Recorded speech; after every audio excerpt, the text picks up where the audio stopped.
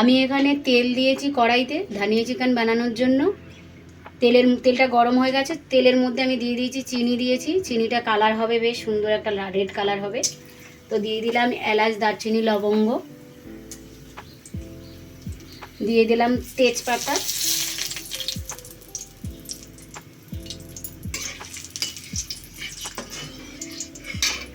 দিয়ে দেবো পেঁয়াজ কচা আর লঙ্কা, পেঁয়াজ লঙ্কা কুচি করে রাখা।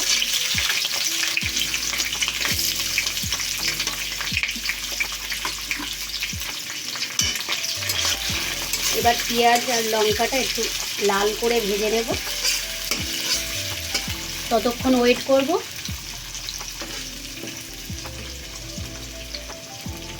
এবার তেলের মধ্যে দিয়ে দেব একটু হলুদ পরিমাণ মতো,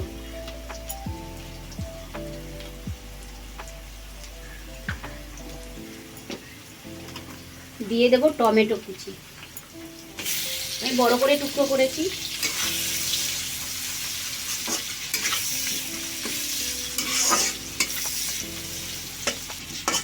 টমেটোগুলো একটু নরম হলে এর মধ্যে দিয়ে দেবো আদা রসুন পেঁয়াজ বাটা,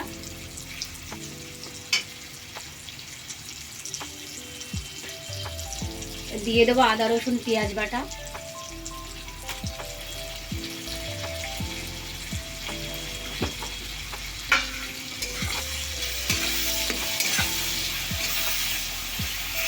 মশলাটা একটু কষিয়ে নেব সুন্দর করে।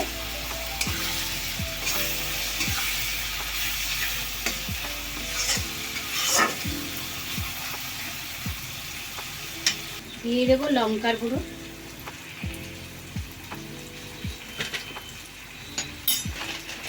এখানে শুধু মশলার মতো একটু লবণ দেব, কারণ আমার চিকেনটা আগের দিয়ে ম্যারিনেট করা আছে, ওর মধ্যে লবণ দেওয়া আছে।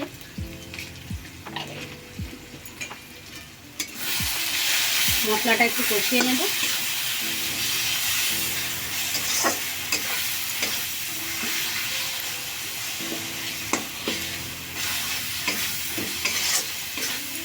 যতক্ষণ মশলাটা কষা হয় ততক্ষণ একটু ওয়েট করব।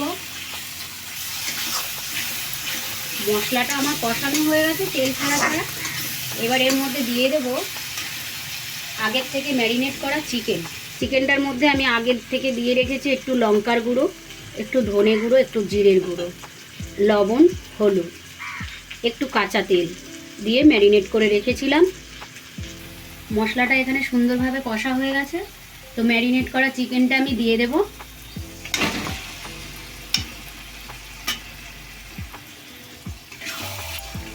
আবারও ভালো করে নাড়িয়ে চাড়িয়ে সুন্দর তেল ছাড়া ভাব হবে ততক্ষণ ওয়েট করব। ধনিয়া চিকেন বানানোর জন্য আমি এখানে মিক্সির বড় একটা বাটির মধ্যে বেশ কিছুটা ধনেপাতা নিয়ে নিয়েছি। আপনারা আপনাদের মেজারমেন্ট অনুযায়ী ধনেপাতাগুলো নিয়ে নেবেন। তো এটা আমি মিক্সিতে বেটে নেব। চিকেনটা আমার কষা কষা হয়ে গেছে। চিকেনটা সিদ্ধ হওয়ার জন্য অল্প একটু জল দিয়ে দেব, আমি খুব বেশি দেব না।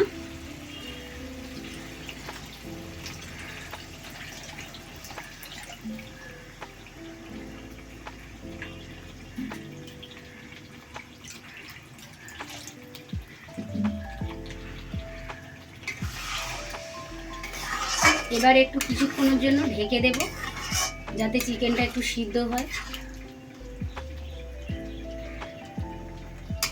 10 মিনিট ঢেকে রাখবো আমি। এবার গ্যাসটা একটু মিডিয়াম ফ্লেমেতে রাখবো। তো ঢাকনাটা উঠিয়ে দেখব 10 মিনিট পরে।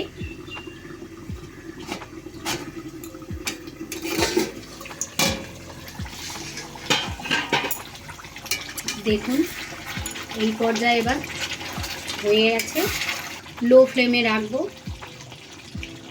এবার আমি ধনেপাতা বাটাটা দিয়ে দেব।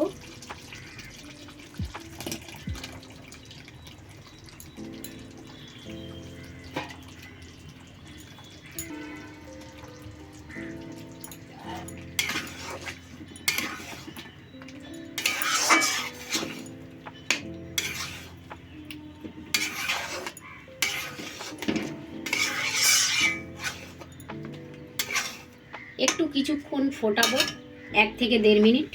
আপনারা চাইলে 1 মিনিটও একটু ফুটিয়ে নিতে পারেন।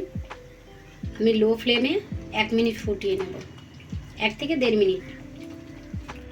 এবার আমার ধনিয়া চিকেনটা রেডি হয়ে গেছে, তো আমি গ্যাস ওভেনের বন্ধ করে দেব। দেখতে বেশ সুন্দর লাগছে, খেতেও দুর্দান্ত হবে। আপনারা এইভাবে একবার ধনিয়া চিকেন বানিয়ে দেখবেন, দুর্দান্ত একটা টেস্টি রেসিপি। আর আমার ভিডিও ভালো লাগলে ভিডিওটিতে একটি লাইক ও চ্যানেলটি সাবস্ক্রাইব করতে ভুলবেন না। ফিরে আসবো আবার পরের ভিডিওতে।